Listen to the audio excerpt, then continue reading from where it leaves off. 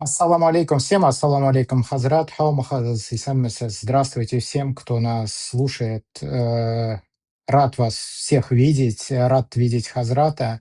Примерно месяц назад мы записали вот этот подкаст в этом формате. Кстати, долго сомневались, как его назвать. В итоге появилось вот это название «Башхиляш». Скажите мне, как вам нравится это название или нет? Может быть, наши зрители предложат какой-то другой вариант.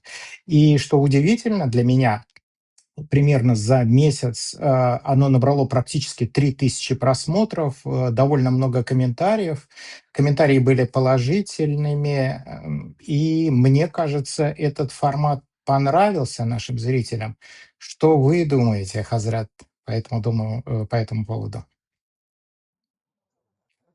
آه، Был иң тәүҙә ассаламу алейкум беҙҙегеҙгә лә добрый день тип өҫтәп тормайым.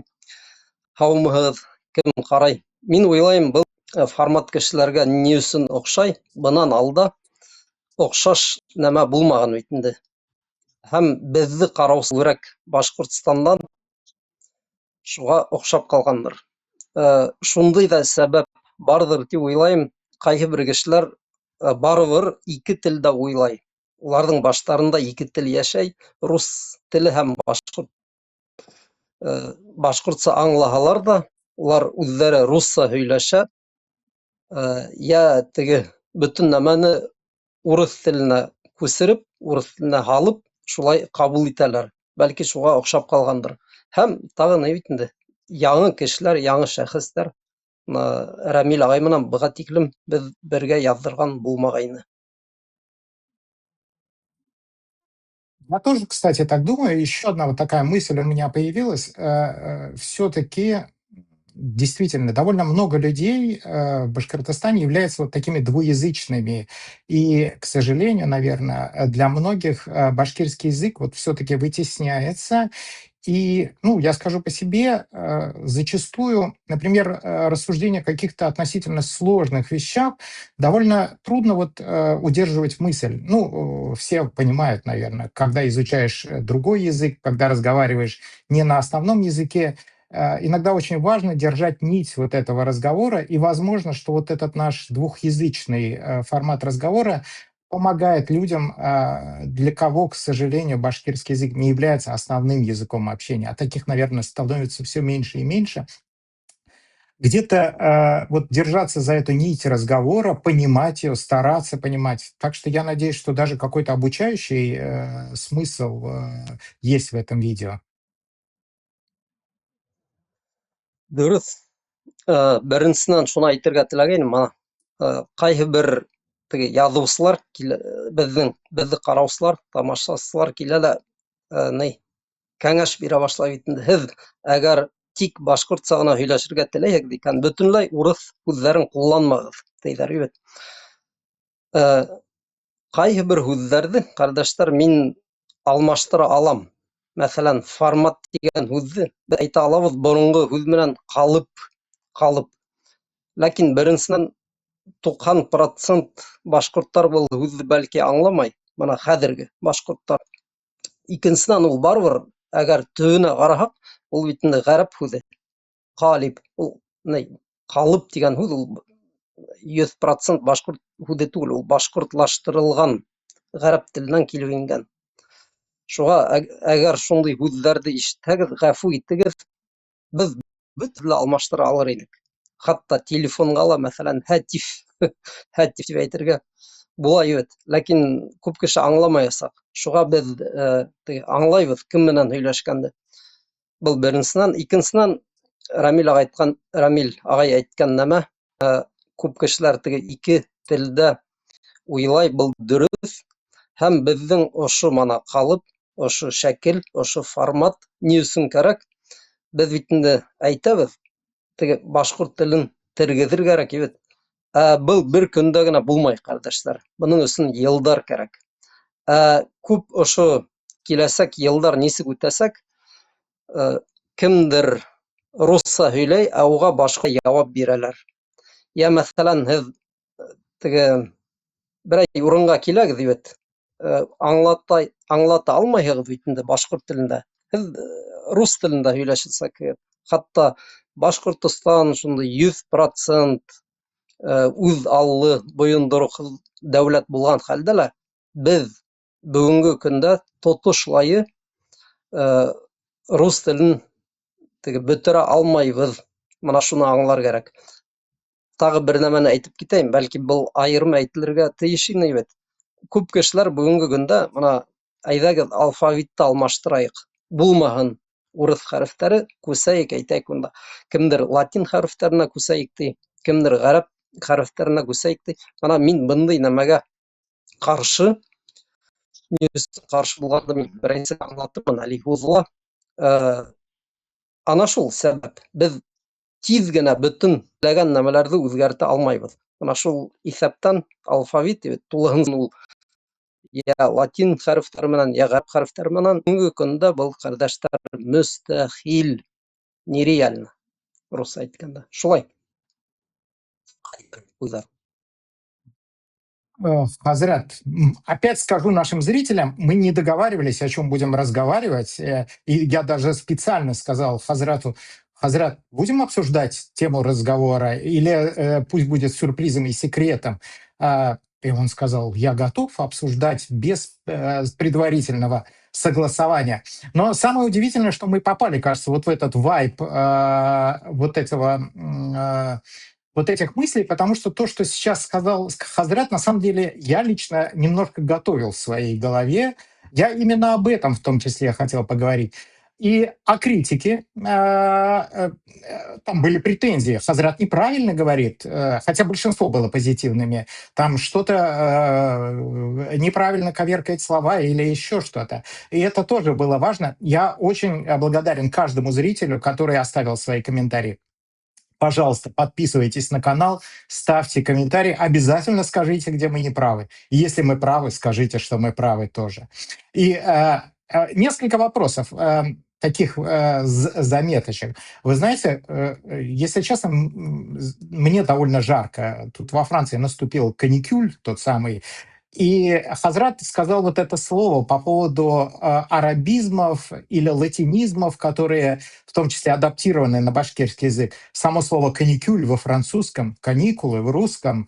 В русском огромное число вот этих адаптированных слов, которые, возможно, вот эти защитники, апологеты русского языка, когда нам предъявляют претензии, говорят: о, вы на башкирском не можете изучать физику. С какой стати физика или алгебра стали русским словом? Это латинизмы или греческие, римские слова, которые были адаптированы. Так вот, каникюль, который сейчас во Франции, это те самые каникулы, которые были и есть у всех русских школьников. Но что касается комментариев. И по поводу того, как правильно говорить по-башкирски и как правильно поступать.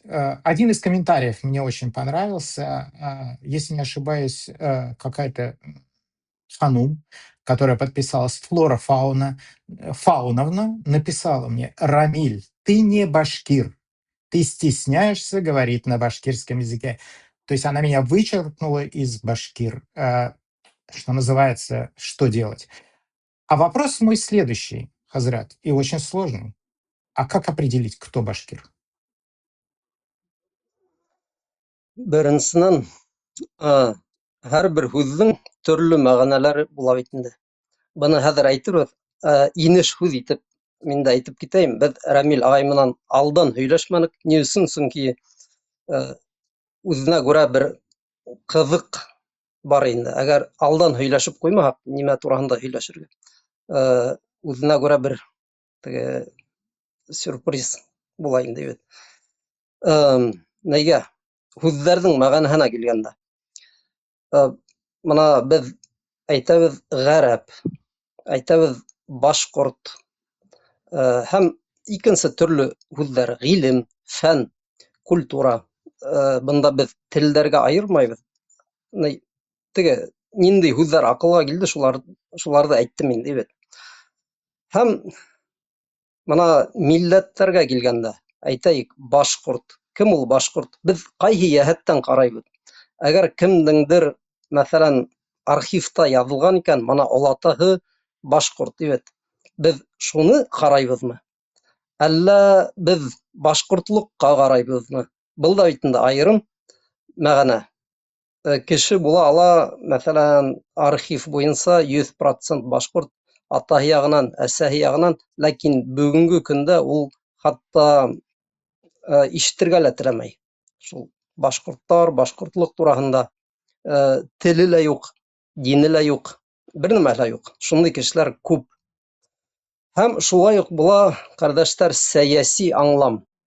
Бына Рамил ағай Францияны әйтеп китте. Әгәр һеҙ урамда берәй французды туҡтатып һораһағыҙ, һин кем тип, ул әйтәсәк, мин француз. Сөнки минең бына паспортым бар. Һәм күп илдәрҙә ысынлап та шулай бит инде. Әгәр кеше йәшәй нисәмәлер йыл, телде өйрәнгән, уның теге хатта паспорты бармы, юҡмы, ул икенсе мәсьәлә бит. Ләкин ул үҙен атай, мәҫәлән, кемдер рус тей үҙенә, кемдер мин француз тей. Ғәрәп донъяһында ла ул шулай ул. Бына беҙгә күренә бит инде ғәрәптәр, ул бөтәһе лә бер төрлө генә теге ғәрәпсә һөйләшә, тимәк, ғәрәп юҡ. Уларҙа ла ныҡ теге бүленеш бар. Был теге дин яғынан, тарих яғынан әгәр аңлатып китһәк, оҙаҡҡа китә. Ләкин ғәрәптәрҙең иң аҙында 3 төрөн билдәләйҙәр тарихсылар. Бөткән ғәрәптәр, ҡыҫҡаһы теге тарихта ғына ҡалған, Сәмүд һымағыраҡ теге ғәрәптәр инде. Асыл ғәрәптәр тиҙәр һәм ғәрәпләшкән ғәрәптәр. Ислам дине таралғас, ул төрлө кешеләрҙе шул үҙ эсенә алған бит инде ғәрәптәр. Бына шулай. Һеҙ әйтә алаһығыҙмы уларға, һеҙ ғәрәп түгел тип? Әйтәйек, бына шул уҡ Мысырға, Египтҡа килегеҙ ҙә әйтеп ҡарағыҙ, һин ғәрәп түгел. Нисек инде ул?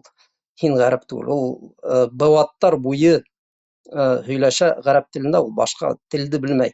Ләкин уның бына асыл булараҡ, асылы, уның тамырына ҡараһаҡ, эйе, ғәрәптәр килмәҫ борон, бәлки ул булғандыр христиан, берәй, мәҫәлән, Византия яғынан килгән кеше булғандыр, бербер, варвар тиҙәр бит, бербер яғынан килгән кеше булғандыр. Бына шулай уҡ. Шуға беҙ башҡортлоҡ тигән һүҙгә киң ҡарарға тейешбеҙ. Һәм шулай уҡ мына өҫтәп китәйем, беҙ бит һуңғы ваҡыт күп һөйләшәбеҙ төрлө каналдарҙа.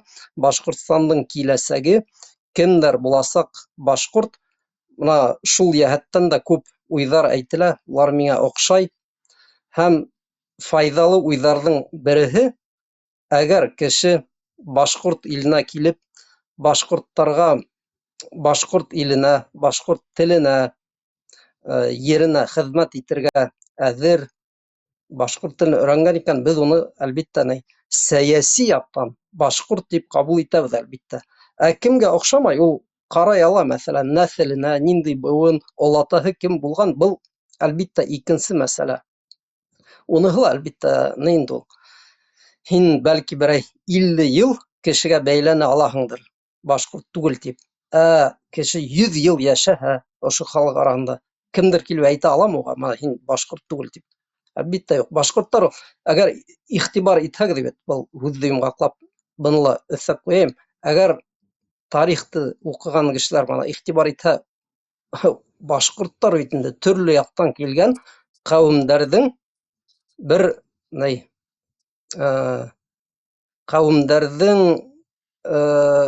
берләшеүе, хатта теге ҡурай сәскәһендә күрһәтелгән төрлө ырыуҙарҙың теге тамғалары, ул төрлө яҡтан килгән халыҡ бит инде. Шул ҡыпсаҡтар, бөрйәндәрҙе ҡасандыр айырым халыҡ итеп ҡарағандар. Ләкин улар бөтәһе лә бергә атала башҡорт. Бына шулай. Ҡыҫҡаһы, был теге ябай ғына мәсьәлә түгел. Кемгәлер кинәт кенә һин башҡорт түгел тип беҙ әйтә алмайбыҙ. Бына шулай, ҡыҫҡаһы. Бик күп, бик киң алдым шикелде был һорауҙы. Нет, на самом деле, я думаю, что это вообще очень обширный вопрос, и про который можно разговаривать не один и не два раза. Да, ты ответил. У меня есть свои мысли по этому поводу, в том числе, вот сейчас ты упомянул по поводу племен различных. Смотри, действительно, мы иногда размышляем о будущем Башкортостана, свободного Башкортостана, Башкортостана через 10 лет, через 50 лет или через 100 лет. И вот, как ни странно, это тоже был вопрос, который я хотел затронуть. Давай вдруг представим, не знаю, земля Башкортостана стала свободной, вот просто вдруг исчезла Россия как имперская сущность, и башкиры остались сами строить свое государство. А вот как ты считаешь, на чем будут строить башкиры свое государство? Я попробую пояснить свой вопрос. Вот по поводу племен.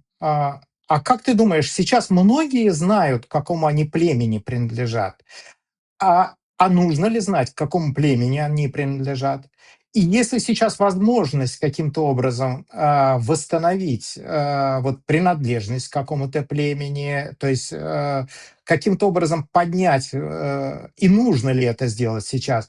Возможно ли, что это будет отчасти основой построения какого-то там нового государства? То есть это, не знаю, где-нибудь под Учелами на большом поле соберутся 7, 9, 10 представителей каких-то башкирских племен, которые смогут собрать своих представителей и провозгласят создание вот того самого Башкорт-Иле какого-нибудь, условно говоря. Или мы не сможем сейчас строить свою идентичность, свое государство на вот тех племенах, к которым мы принадлежали, или сможем? А если сможем, что еще будет основой? Просто я вот не очень давно думал об этом. У нас довольно много трагедий, и даже забытых уже трагедий, и голод в Поволжье, и массовые репрессии, которые были после восстания Пугачева и ранее, где народ терял там 10, 20, 30, 40% населения. Это все трагедии. А Являются ли они основой построения новой нации или еще что-то? У меня нету ответа. Может, у тебя есть какие-то мысли? Жауапты ошо һуңғы һөйләмдән башлап китәйем. Ысынлап та, был да бик зур һәм ҡыйын, ҡатмарлы мәсьәлә. Ошо һин күтәргән нәмәләрҙе һуңғы һөйләмдән башлап китһәк, нейҙәрҙә, нәфсиәт ғилемендә, психологияла шундай бер мосталах бар, термин, виктимный тигән, бит.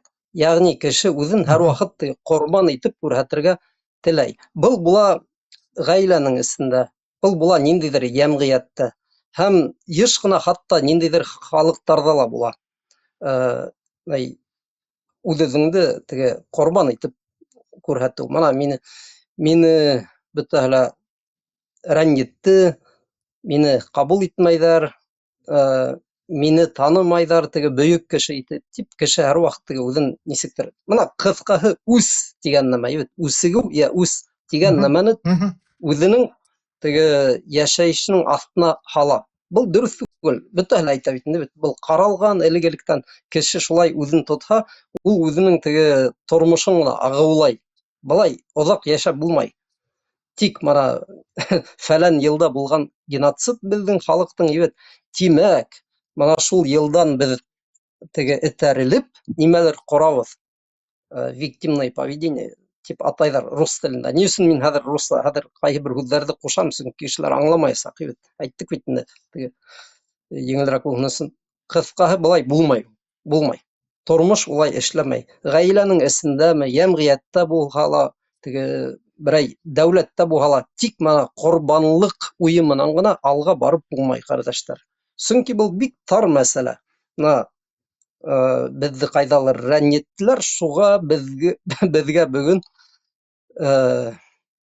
аҡса түләгеҙ, беҙгә ярҙам итегеҙ, һәм мөмкин булһа беҙ эшләмәйбеҙ, һеҙ генә беҙҙең өсөн эшләгеҙ, тип, дөрөҫ түгел бындай йәшәйеш. Был һуңғы һөйләмгә яуап булды. Беҙ алға барырға тейешбеҙ киң уйҙар менән һәм теге тормоштоң бөтә яғын бөтә йәһәтен үҙ эсенә алған ниндәйҙер ни менән идеология менән барырға тейешбеҙ алға. Тибет. Хәҙер инде ырыуҙарға килгәндә һәм дәүләттең төп уйы, маҡсаты нимәлә? Минең уйымса, ҡәрҙәштәр, ул бына элекке замандарҙа билдәле дәүерҙәр булған, халыҡтар шул дәүерҙәрҙә үҙ-үҙен эҙләгәндәр. Ул дәүерҙәрҙең күбе әле бөттө. Мин уйламайым, хәҙерге ваҡытта ниндәйҙер халыҡ, әйтәйек, теге ошо ҡояш аҫтында, ошо донъяла үҙенең урынын эҙләй. Булған бит инде бик ҡыҙыҡ идеялар. Ҡайһы бер халыҡтар үҙҙәрен, мәҫәлән, теге Алла Тәғәләнең балалары тип уйлағандар һәм ошо уй менән һуғыш асҡандар. Кемдер, ярай, Алла Тәғәлә түгел, ә икенсе ниндәйҙер илаһҡа ышанған, ләкин барыбер уларға ла ошо биргән ниндәйҙер теге маҡсат. Беҙ алға барабыҙ. Ни өсөн? Сөнки беҙ шул бахыр халыҡтарҙы үҙ ҡулыбыҙ аҫтына алырға тейешбеҙ. Беҙ ниндәйҙер мына бөйөк милләт, беҙҙең илаһтар беҙгә ҡушты шуны эшләргә тигән. Ана, бәлки һеҙ риза булырығыҙ, риза булмаҫ кемдер, ләкин әлеге ваҡытта ул донъя улай түгел бит инде, ҡәрҙәштәр. Бәлки ҡалғандыр ҡайҙалыр ниндәйҙер утрауҙарҙа шундай халыҡтар үҙҙәрен теге кеше түгел, ә ярым кеше тип һанай.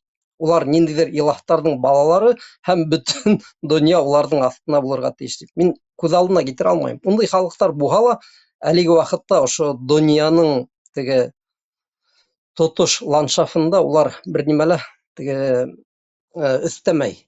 Шулайыраҡ. Шул иҫәптән мына ырыуҙар, ҡәбиләләр боронғо заманда ни өсөн кәрәк булған? Хәҙер тел тураһында ла әйтербеҙ. Мына ырыу һәм ҡәбилә. Әгәр мин белһәм ниндәйҙер кешене билдәле ҡәбиләнән булғанын, беләм бит инде. Был ҡәбилә менән беҙҙең әлеге ваҡытта йә солох, перемирие, йә һуғыш, йә улар бөтөнләй беҙгә теге яп-яҡын булған халыҡ, беҙҙең улар менән бер ҡасан да һуғыш булмай. Сөнки беҙҙең, мәҫәлән, ниндәйҙер ағайҙың улдары, ике туған халыҡтар инде, бар бит инде улар күп. Ана шулай ҡәбиләләр аша теге халыҡтар бер-береһен таныған. Ҡөрьәндә лә шулай тиелгән бит инде. Мана беҙ һеҙҙе халыҡтар, ҡәбиләләр иттек, бер-берегеҙҙе теге таныр өсөн, бер-берегеҙҙе айыра белер өсөн. Һәм донъя ысынлап та шулай ҡорола. Әгәр мин ниндәйҙер ҡәбиләне беләм, таныйым, улар беҙгә дошман түгел. Тимәк, сауҙа итергә була. Тимәк, беҙ улар менән өйләнешәбеҙ, теге кейәүгә бирәбеҙ ҡыҙҙарыбыҙҙы. Мана шулай йәшәйеш бара. Әгәр мин белмәһәм, әйтәйек, ниндәйҙер кеше, ят кеше йөрөй беҙҙең алда, эргәлә инде бит. Мин бит белмәйем, ниндәй ҡәбиләнән килгән, уның уйҙары нисек. Боронғо заманда был ысынлап та тегенең ҡурҡынысыраҡ булған, кемделер белмәү, танымау. Шуға теге ҡәбиләләрҙе, ырыуҙарҙы белеү ул йәшәйештең бер өлөшө булған, ҡәрҙәштәр. Хәҙерге заманда ана шул эштәрҙең күбеһен хәҙерге мана әлиәт, инструменттар алмаштырҙы. Әйтәйек, һеҙҙә паспорт бар. Илгә керер өсөн беҙ паспорт аша керәбеҙ. Сиктәр бар. Элек бит инде ул сик нимә булған? Йылға ағып ята шул сик. Хәҙер бит инде ул сиктәр, һеҙ теге аэропорт аша керәһегеҙ ниндәйҙер илгә. Шуға ул ҡәбиләләрҙе, ырыуҙарҙы белеү әлеге ваҡытта кәрәк, ләкин уның теге маҡсаты ныҡ тарайҙы. Был теге культура яғынан һәм тағы ла бер нисә маҡсат өсөн белергә кәрәк. Һәм был да мөһим. Бының турала әйтеп китәйек. Бына беҙ мосолмандар изге сәләфтәрҙең һүҙҙәренә иғтибар итәбеҙ. Ғүмәр радиаллаһу анһу, Әбү Бәкерҙәр, улар бит инде нәҫелегеҙҙе өйрәнегеҙ тип беҙгә кәңәш биргән. Ни өсөн? Сөнки әгәр кеше үҙенең теге ата-бабаларын, өләсәләрен белһә, иң аҙында минимум уның оялыу була. Мин, мәҫәлән, Ишморат, Нәзир, Әхмәт, Муса, Хәйбулла һәм башҡа теге, мин оялам үҙемдең теге өйөмә, ғаиләмә ниндәйҙер теге ғәр, позор китерергә оялам. Башҡортса ғәр була. Теге кызармаһындар өчен мин бит инде үземне дөрес тотарга тиешмен. Шулай. Бұл чөнки каласак буында минең улыма әйтәчәкләр, һинең атаң шундый булды, иянгә азак килеп әйтәчәкләр, ул атаң шундый булды дип. Һәм был да мөһим. Һәм илде кору дигән нәмәгә килгәндә, Рамил агайның җавап һорауы шуннан башланды бит инде. Хәзерге заманда ул илде кору, минең уемча, бәлки һез риза булырсыз, бәхәсләшерегез, ягъни бәлки риза булмаһагыз дип. Менә илде кору хәзерге заманда ул нык ябайлаштырылган. Чөнки без беләбез, ил ни өчен корыла. Хәзерге заманда илдәрде коралар, менә дөрес сауда итү, халыкты хаклап калу, һәрбер халыктың хакы бар, үз билдәләнеш хакы дигән нәмә айырым документ булып кабул ителгән бит инде. Кыскаһы, менә карагыз, максаттар, сиктәр, идеялар, сауданың теге кагыйдәләре, халыктарны без ни өчен танырга тиешбез дигән күп сорауларга дөнья үзе әлеге вакытта җавап биргән.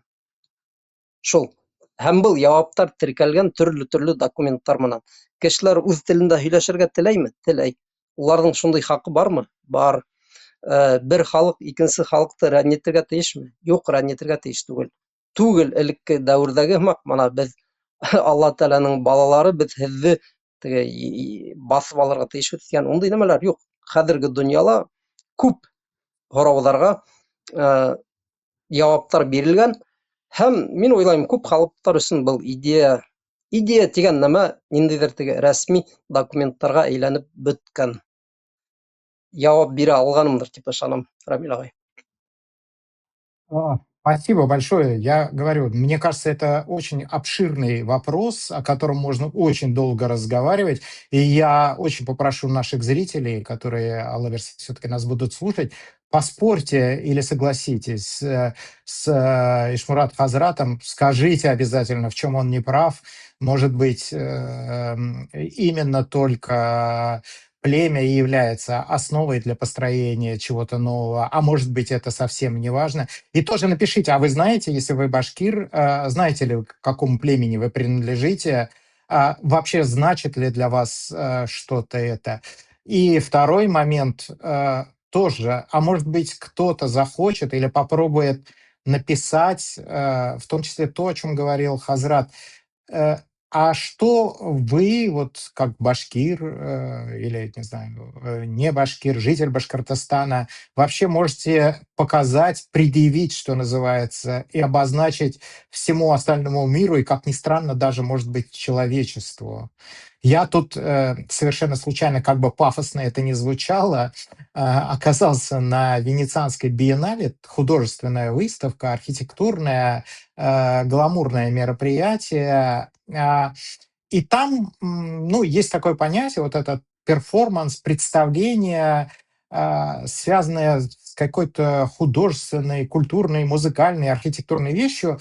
И там действительно и люди отдельные, и какие-то народы пытаются представить остальному человечеству. Кстати, такие же биеннале проходят в Узбекистане. Вот я знаю, в Бухаре, если не ошибаюсь, даже в прошлом году, что ли, какая-то часть такого тюркского биеннале. Так, может быть, вот кто-то представит свое видение архитектурное, вот этого художественное будущего, и, может быть, кто-то из наших зрителей представит какое-то свое видение того, что башкиры из прошлого, из настоящего или из будущего хотят дать. Было бы, наверное, очень интересно. Если можно, еще один тогда вопрос, он тоже немножечко коррелирует, возможно, с тем, что и ты сказал, и мы говорили. Я тут несколько дней назад гулял, что называется, в лесу, увидел цветочки, вспомнил, что это, скорее всего, ежевика. Слово ежевика у меня сразу триггернуло на то, что мой папа очень любил петь «Берлиган, Берлиган». После этого я шел мимо полуразрушенных стен какого-то средневекового замка, и тут меня триггернуло, и вспомнилась другая песня «Япунар туп-аталар, Порт-Артур, Новаталар. Не знаю, как это сработало в моей голове. А вопрос, соответственно, следующий. Кстати, вот у наших зрителей эти песни чем-то отзываются? Нет вообще в душе, в голове, в памяти? Это первое. А во-вторых, вот это странно. Что башкиры вообще делали в этом самом Порт-Артуре, который принадлежит Китаю, если не ошибаюсь? Зачем они воевали с японцами, умирали там? И важно ли это на данный момент? Насколько, есть ли боль от этой войны? И насколько это тогда было для наших предков важным? Что ты думаешь по этому поводу?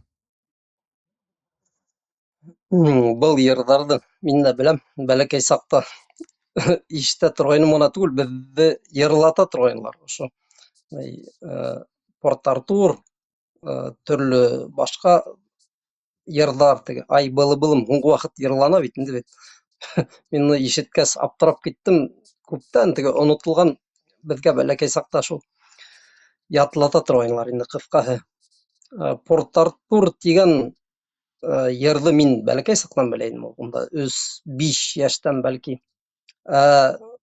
Теге Порт-Артур һуғышы тураһында аҙаҡ ҡына беҙ уҡып белдек бит инде. Беренсенән, мына халыҡ йырҙары тигән нәмәләр, ҡәрҙәштәр, улар барыбер теге тулыһынса халыҡ йырҙары тип ҡабул итергә кәрәкмәй тип уйлайым мин. Иҫләйһеңдер, Рәмил ағай, бына беҙ бәләкәй саҡта шундай ҙур китаптар сыға торғайны, халыҡ йырҙары, ә ул бит совет осоронда бит. Совет осоронда, әлбиттә, сыҡҡан йырҙар 1000 тапҡыр тикшерелгән, һәм әгәр бәләкәй генә ниндәйҙер йырҙы кереткәндәр, ниндәйҙер керетмәгәндәр икән, тимәк, бында маҡсат булған. Порт-Артур тигән ул йыр ни өсөн ҡалған? Сөнки мына урыҫ донъяһының шундай бер маҡсаты бар, идея. Бөтөн халыҡтар урыҫ донъяһы өсөн һуғышырға, көрәшергә тейеш. Ҡайҙалыр теге ғүмере күрмәгән япондарға ҡаршы барып, шунда һуғышҡандар. Йырҙа ла әйтелә бит инде бит. Ирҙәр үлә, башын һала, бөтмәҫ дандары ҡала. Шундайыраҡ һүҙҙәр бар. Төрөктәргә ҡаршы барғандар, француздарға ҡаршы һуғыш, иң һуңғы һуғыштарҙың теге ҙуры, ул теге немецтәргә ҡаршы Бөйөк ватан тип атала. Ҡыҫҡаһы, халыҡтарҙы мана шулай урыҫ донъяһы ҡулланған үҙенең маҡсаттары өсөн. Иғтибар итегеҙ. Беҙҙең маҡсаттар өсөн түгел, ә үҙҙәренең маҡсаттары өсөн. Сөнки әгәр башҡорттарға әйтһәк, мәҫәлән, ҡайҙалыр япондар диңгеҙ сауҙаһына ҡамасаулай икән. Теге караптарға йөрөргә бирмәйҙәр. Шуға улар менән һуғышыр кәрәк. Башҡорттарға ул нимә япондар? Йә, мәҫәлән, француздар, бөйөк урыҫтарҙы теге бөйөк тип ҡабул итергә теләмәй, тик ҡусты ғына итеп күрә. Хөрмәт итмәйҙәр, ихтирам юҡ тип әйтһәләр бит. Башҡорттарға ул нимә? Ул француздарҙың теге исемен дә әйтә белмәгәндәр. Француз тигәндәр, башҡорттар. Мана шундай. Ҡыҫҡаһы, был йырҙарҙың һаҡланып ҡалыуы, таралыуы, төрлө теге йыр китаптарына кереп ҡалыуы, ана шул сәйәсәттең бер өлөшө. Был донъяла бер ҡасан да теге ҡарарға кәрәкмәй. Бар тик тел, бар тик лингвистика, йырҙар ғына бар, сәйәсәт айырым тип. Юҡ, улай ҡарамайбыҙ. Ул бөтәһе лә бергә бит инде. Ул йыр һаҡланып ҡалғанмы? Ҡалған. Ни өсөн? Сөнки уны ана шулай кереткәндәр йыр китаптарына. Әгәр шул йырҙы йырлаған өсөн яза булһа, штраф булһа, һәр береһе лә уны иҫтә лә тотмаҫ ине. Анау Рәмил ағай бар бит инде, любезники, любизар. Мин шул йырҙы яман яратмайым, дөрөҫөн әйткәндә. Һүҙҙәре лә миңә оҡшамай, көйө лә оҡшамай. Мин үҙем уны ятлай торғайным, ҡурайҙа уйнай торғайным, ләкин ул ана шул любезники, любизар, әлеге лә баяғы ябай башҡорттарҙы һөзләп, шунда ҡайҙалыр һуғышҡа китергә, ана һеҙ яугир халыҡ, любезные, әйҙәгеҙ һуғышҡа рәхим итегеҙ, тигән һымағыраҡ. Мана әле лә шул бара ул. Иғтибар итһәгеҙ, шул уҡ нейҙәр. Маҡсаттар урыҫ донъяһының шул уҡ теге беҙҙең халыҡты ҡулланыу һәм ниндәйҙер йырҙар ошо Украинала һугыш беткәндән һуң ҡарарбыҙ. Бәлки башҡорт телендә ниндәйҙер теге яңы любезник уйлап сығарырҙар. Шулайыраҡ. Да, это очень грустно, на самом деле.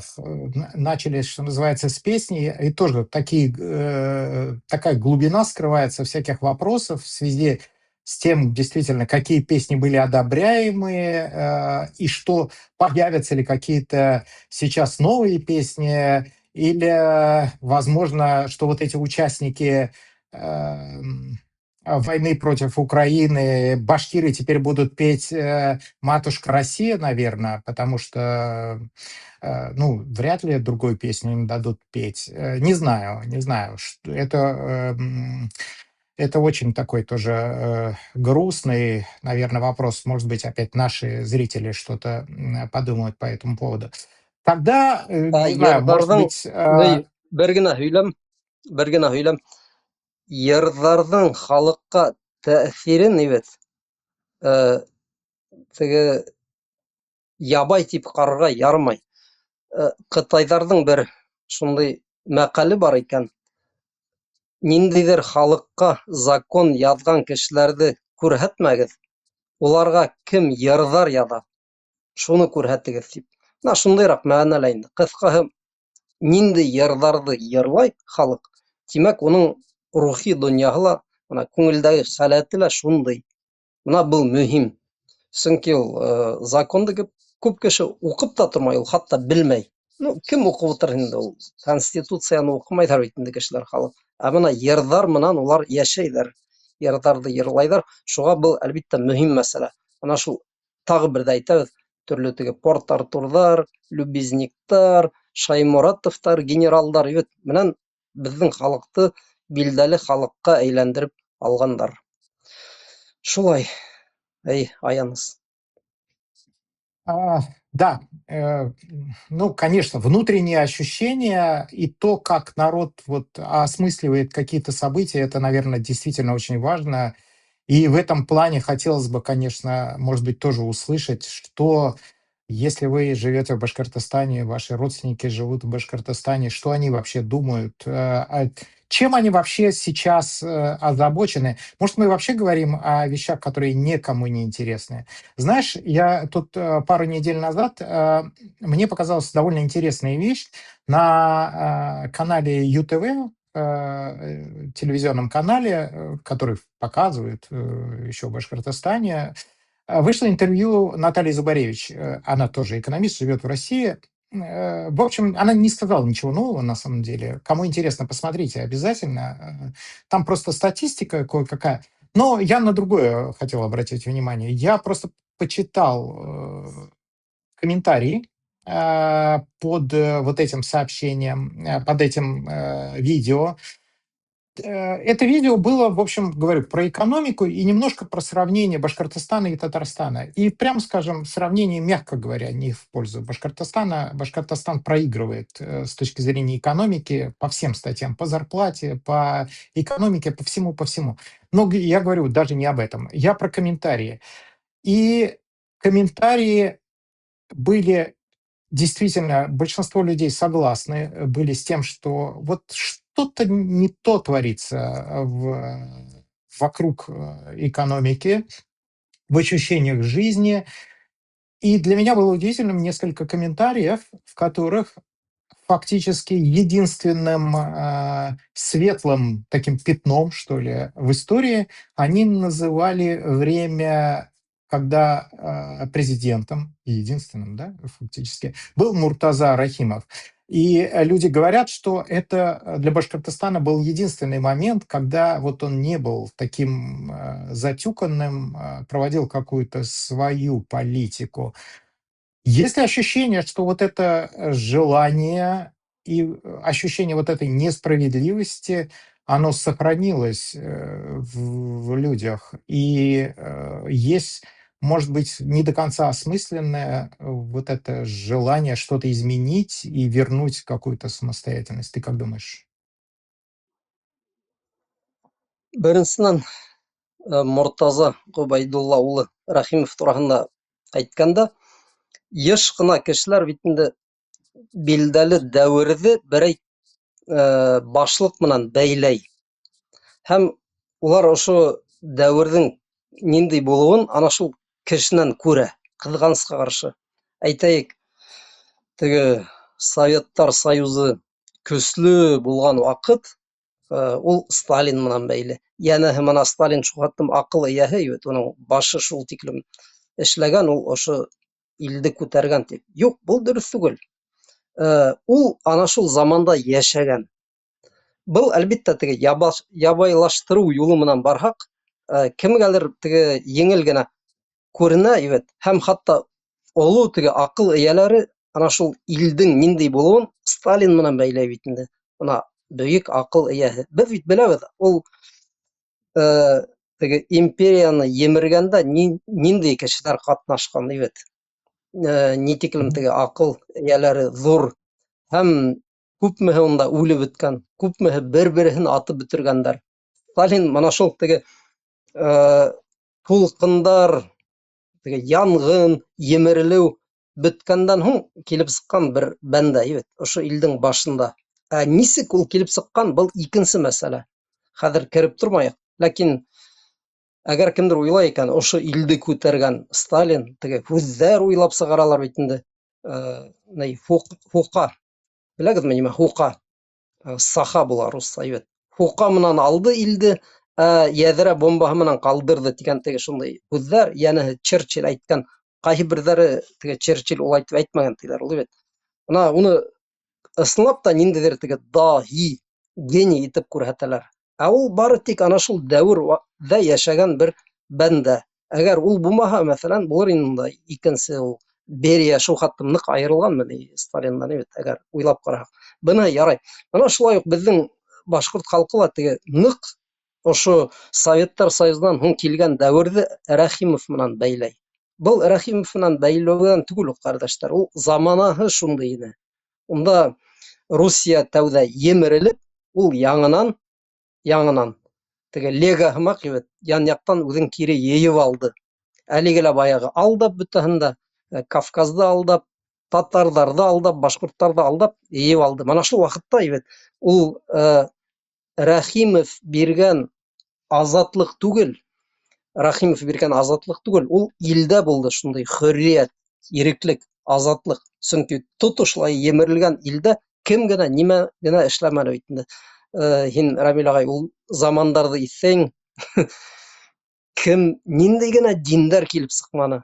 Әллә инде теге мәктәпкә килеп секталар дәрес үткәрә торғайнылар. Иҫәйһең дә инде теге кластан тыш дәрес була торғайны. Һеҙҙең, беҙҙең шунда төрлө секталар хатта килә торғайны. Был теге илдең башлығынан килгән нәмә түгел, ул замана шундай ине, замана. Был беренсе өлөш булды. Теге шундай уҡ азатлык, иреклек, теге шундай замандарҙың ҡайтыуын халыҡ теләйме тигән һорауға яуап бирергә теләһәк, әлбиттә теләй. Сөнки халыҡ арыған. Ул шуға ныҡ арыған, хатта мына иртәгә берәй Пригожин килеп сыҡһа ла, улар Пригожиндың артынан барырға әҙер. Кем буһа ла, мына шулар юҡ буһа, беҙгә яҡшы тип уйлайҙар. Кем генә килһә лә килһен, ләкин ошолар булмаһын тип уйлайҙар. Әлбиттә, был дөрөҫ уй түгел. Айырым һөйләрбеҙ бының турала. Хатта Пригожин артынан барырға әҙер, әлеге ваҡытта халыҡтар үҙҙәренә ниндәйҙер азатлыҡты ҡайтарырға теләп. Беҙҙең халыҡтарға килгәндә, татарҙар, башҡорттар, беҙ бит инде быуаттар буйы һөйләйбеҙ. Ирекле дәүләт тураһында, теге урыҫтарҙан айырым йәшәү тураһында беҙ быуаттар буйы һөйләйбеҙ. Һөйләйбеҙ ҙә ул, ләкин был хаттым еңел нәмә түгел, әлбиттә. Мин уйлайым, халыҡта бындай теге талап, запрос бар, ләкин ул ни тиклем донъяға аша, был икенсе мәсьәлә. Сөнки бөтөн теге теләгән нәмә был донъяла әлбиттә булмай. Мына курд дигән халыҡтарҙы бөтәгеҙ ҙә беләгеҙ бит инде. Улар мына нисәмә йылдар буйы әле теләй үҙҙәренең дәүләтен төҙөргә. 4 илдә теге иң ҙур өлөштәре уларҙың 4 илгә бүленгән. Сирияла бар, Иракта бар, Төркиәлә бар, курдтар. Ләкин уларға дәүләт әле бирмәйҙәр, дәүләт булдыра алмайҙар һәм азатлыҡтары ла юҡ. Төрлө ҙур илдәрҙә диаспора булып йәшәйҙәр. Эйе, теләк бар, ләкин был теләк донъяға ашасаҡмы икән? Ана бында, ҡәрҙәштәр, беҙҙең теләккә генә бәйле түгел, күп ҙур һәм бәләкәй сәбәптәргә бәйле. Шул донъяла булған төрлө эштәрҙән сығып инде, ҡыҫҡаһы. Шулай. И последний, наверное, вопрос. И опять, Хазрат, ты каким-то удивительным образом предугадываешь немножко мои вопросы, заранее подготовленными. Ну, видимо, что-то все-таки витает в воздухе. Смотри, на самом деле вот здесь у меня не дырка в футболке, я скотчем заклеил. Получилось очень смешно. Мы немножко быстро собрались делать это видео. Я сел в этой футболке, а потом посмотрел, там, я не знаю, там видно, не видно, там химические формулы определенные. И я подумал, можно ли эти химические формулы показывать в интернете. А второй вопрос, то есть не забанит ли нас там YouTube какой-нибудь, я заклеил поэтому. А вторым вопросом у меня возник другой вопрос. А можно ли вообще башкиру носить эту футболку? Может быть, исключать сразу же из башкир? И тут ты привел пример вот курдов. Кроме того, что они действительно в нескольких странах живут, там же есть еще другой вопрос. Они делятся на две такие большие партии, вот условно говоря, там барзанисты, которые мусульмане, если не ошибаюсь, кто у нас там из великих полководцев был курдом? Салахадин, он курд или нет. И вторая партия это... Да. И вторая партия это вот эти отмороженные, я не знаю, можно ли так говорить, коммунисты, социалисты, феминисты, рабочая партия Курдистана и всякое такое. То есть абсолютно противоположные по идеологии, по вот этому настроению и всем остальному. Но при этом они остаются курдами. Так вот, на позитивной, может быть, волне все-таки башкиры, они сейчас разные, и есть ли вот это место для вот этого все равно общего разговора? Что объединяет? И можем просто... Сейчас попробую сформулировать мысль. На самом деле тебя ведь и где-то официальные власти, где-то неофициальные записали во всякие экстремисты, традиционалисты, ваххабиты и, мало того, какие-нибудь еще человека с очень жесткими какими-то требованиями, нарративами или еще что-то. Ты вот тоже менял место жительства и все остальное. Может быть, у тебя какие-то в голове какие-то вещи тоже где-то поменялись. Башкиры разные. Что сейчас нам нужно? С какими башкирами или жителями Башкортостана разговаривать? О будущем, о светлом? Вот такой мой вопрос, наверное, в конце. Иң тәүҙә курдтар тураһында һөйләшкәс, бөтөрөп ҡуяйыҡ та уларҙың теге абзацын, фәҡрәһен, ниндәй генә булһа ла теге халыҡтар төрлө.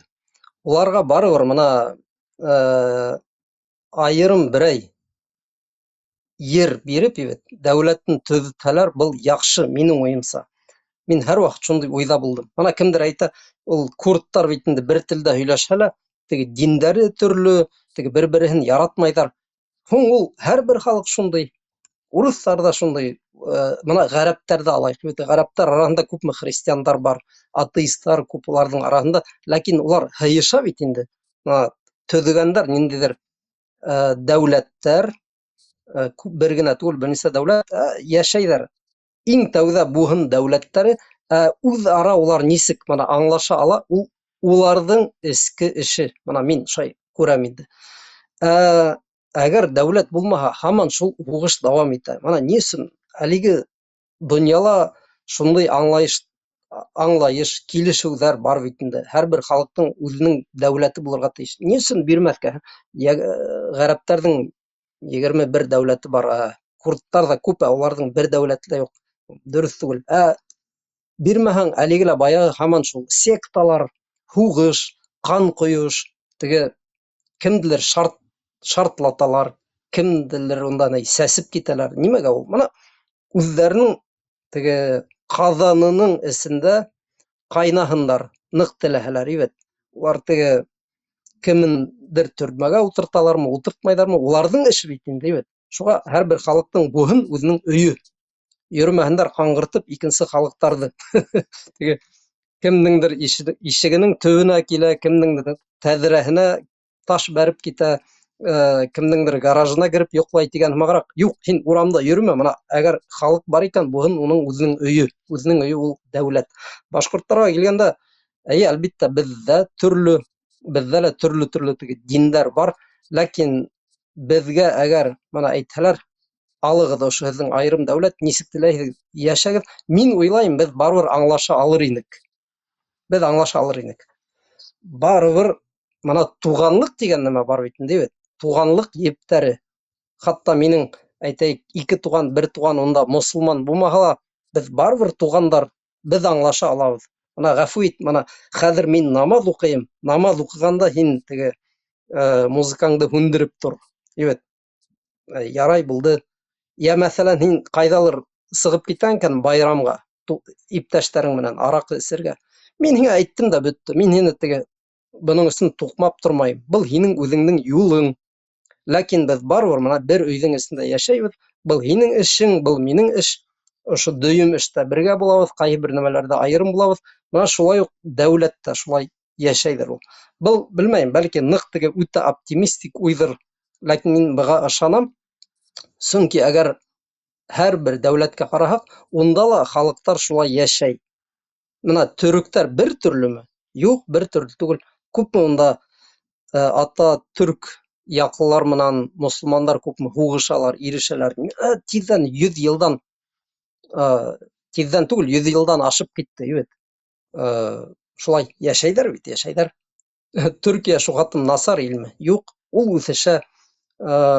Әлбиттә, хаҡтар арта, уның проблемалары күп инде ул. Ләкин мына әлеге ваҡытта беҙ теге донъяның картаһына ҡараһаҡ, ул Төркиә ниндәйҙер теге бөтөнләй артта ятып ҡалған ил түгел.